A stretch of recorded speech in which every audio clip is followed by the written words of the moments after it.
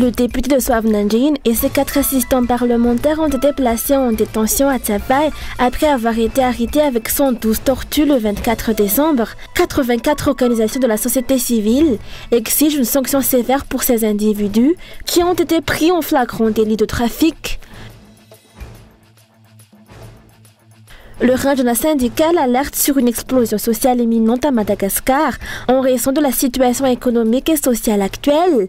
Rien n'a été fait cette année pour améliorer le sort des travailleurs malgaches, malgré les nombreuses alertes, toutes ignorées par les dirigeants.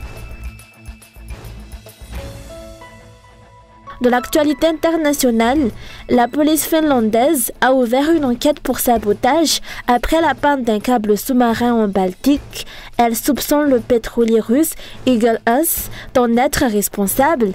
Cet incident a causé une coupure d'électricité en Finlande et en Estonie le jour de Noël.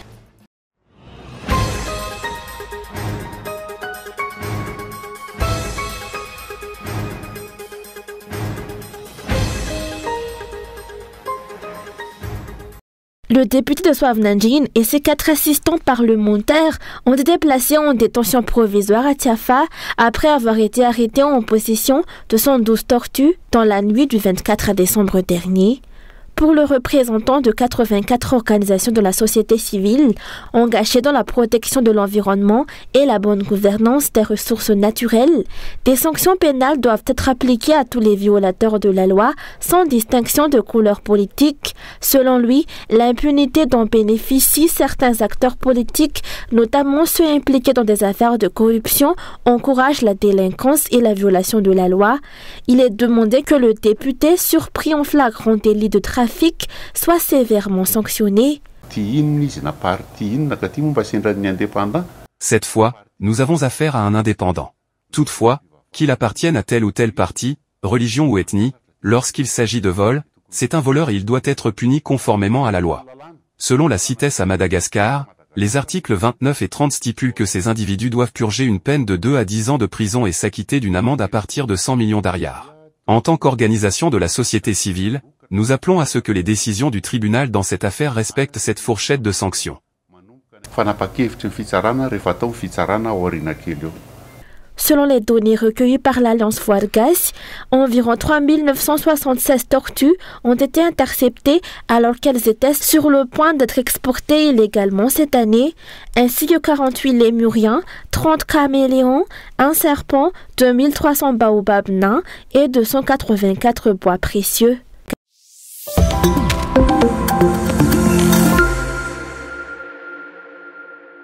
Une explosion sociale est imminente à Madagascar en raison de la situation économique et sociale actuelle, a alerté le Rajna syndical. Les travailleurs malgaches ont été négligés par les autorités. Rien n'a été fait cette année pour améliorer leur sort. Malgré les nombreuses alertes lancées, les dirigeants ont fait la sourde oreille.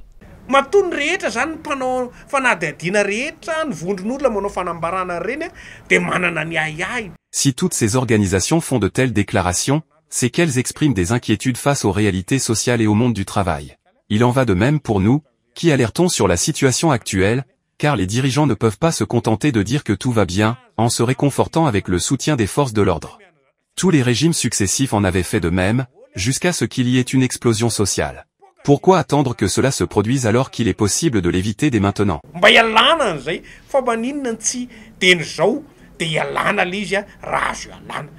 Le syndicat a dénoncé la stagnation des salaires face à l'inflation galopante qu'il attribue à l'absence d'une politique économique claire de la part des dirigeants. Il considère que les distributions ponctuelles d'argent et d'aide constituent une atteinte au marché du travail et nuisent à l'économie malgache.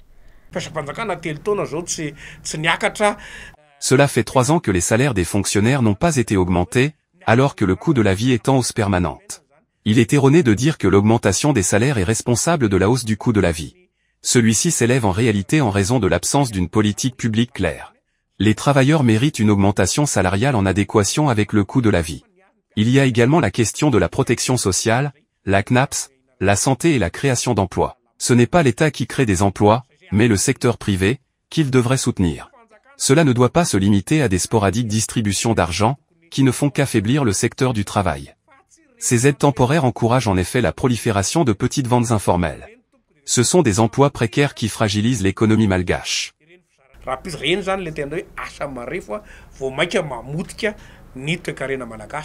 La situation des travailleurs malgaches s'est considérablement détériorée en 2024 en raison de l'incompétence du gouvernement actuel. Un gouvernement qui se retrouve au pied du mur et ne bénéficie plus de la confiance des bailleurs de fonds.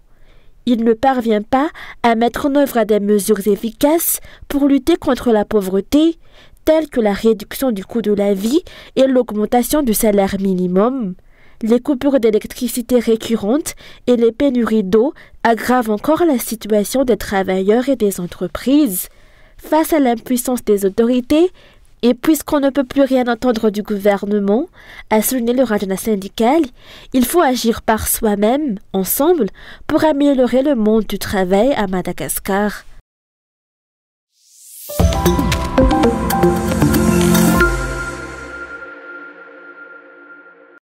Il est impératif d'opérer un véritable changement pour instaurer une normalisation démocratique à Madagascar, a déclaré aujourd'hui le parti MFM lors d'une conférence de presse pour marquer son 52e anniversaire.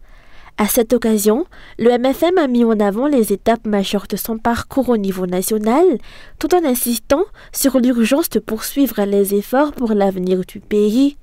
Le parti a souligné la nécessité de purifier le paysage politique qu'il juge corrompu et pollué afin d'éviter toute instabilité future. Pour le MFM, une transformation profonde et durable est non seulement indispensable, mais également inéluctable.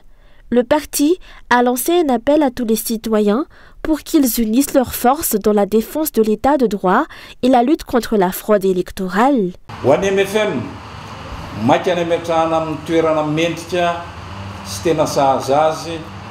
Le MFM est déterminé à rétablir un cadre où la victoire, le respect du choix de chaque citoyen et l'état de droit occupent une place centrale.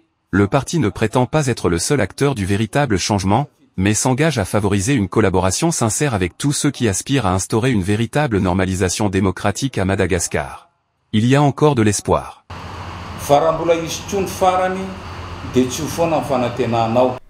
Le parti MFM a également pointé du doigt l'incapacité des dirigeants actuels à tirer la leçon du passé en matière de manipulation électorale. Il a rappelé que de nombreux chefs d'État ont été confrontés au mécontentement populaire pour avoir fraudé lors des scrutins, une pratique qui s'est intensifiée sous le régime actuel, surtout lors des dernières élections municipales.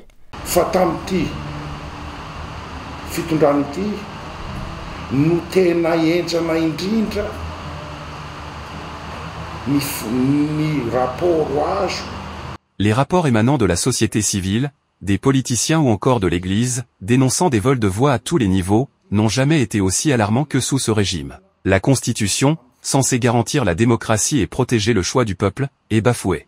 Un véritable hold-up électoral a eu lieu, orchestré avec la mobilisation des institutions de l'État elles-mêmes.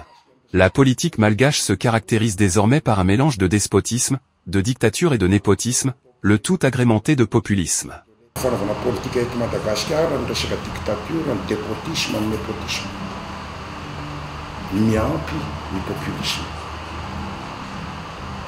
Il est urgent d'instaurer un dialogue constructif entre toutes les forces vives de la nation pour élaborer des solutions communes aux problèmes actuels, notamment à la pauvreté endémique qui frappe durement les Malgaches.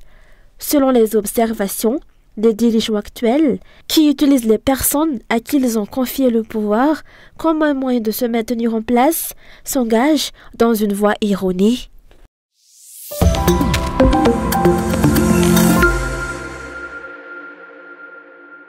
Face aux nombreuses irrégularités constatées lors des élections de 2024, le président du parti Maïev a appelé aujourd'hui à l'annulation de tous les résultats.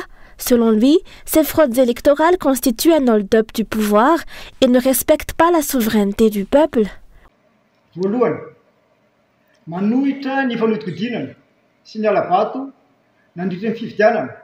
Tout d'abord, nous nous opposons au vol de voix et à la manipulation lors des élections de cette année, qu'il s'agisse des législatives ou des élections communales. Cela signifie que les dirigeants séquestrent le pouvoir qui appartient au peuple. De telles pratiques ne favorisent pas l'apaisement dans le pays. L'histoire nous montre que les crises post-électorales engendrent des conflits politiques, l'absence de stabilité et de développement attendu par le peuple. C'est pourquoi notre pays est en tête des pays les plus pauvres au monde. Nous demandons donc l'annulation de tous les résultats électoraux à travers le territoire malgache.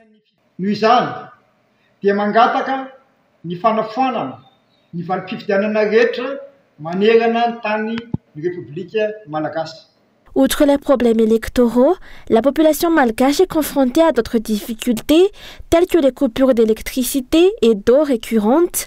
L'insécurité grandissante constitue également une préoccupation majeure.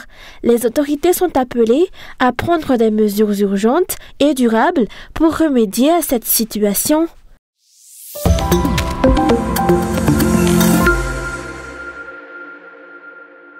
Depuis le 19 décembre dernier, des incendies se sont déclarés dans les régions de Phit Phnan et d'Atimatnanan. Malgré les efforts de lutte contre les feux, la situation s'est aggravée. Le BNGRC a reçu une alerte le 24 décembre. Le village d'Ambumanjus, situé dans la commune rurale de Manakaj, a été ravagé par les flammes. L'incendie s'est ensuite propagé à 5 autres villages, notamment Isalui, Fanu, Ambujbe et Ambulunj, dans le district de Vuipen de la commune rurale d'Ambujbe. Selon les informations, tous ces incendies seraient d'origine criminelle.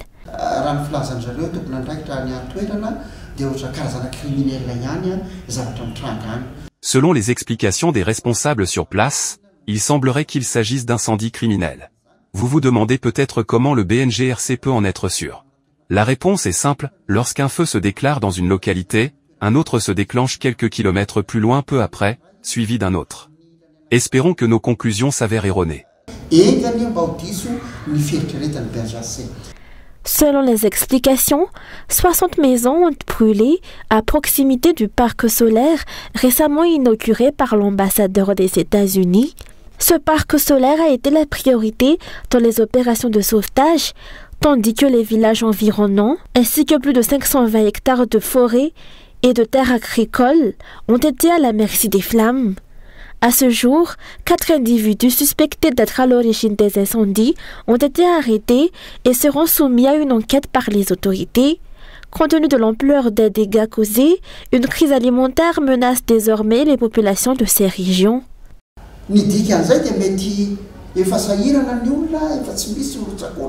Cela signifie que, compte tenu de la faible quantité de précipitations et du fait que les cultures ont été brûlées, la famine est désormais redoutée dans ces régions.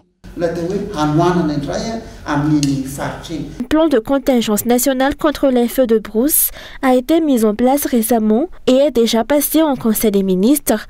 Pourtant, ces résultats sont loin d'être probants face à l'intensification des incendies. L'application des populations locales dans la surveillance et la prévention semble également insuffisante. Faut-il imputer ces échecs à un manque de sensibilisation ou à la non-application de la loi ?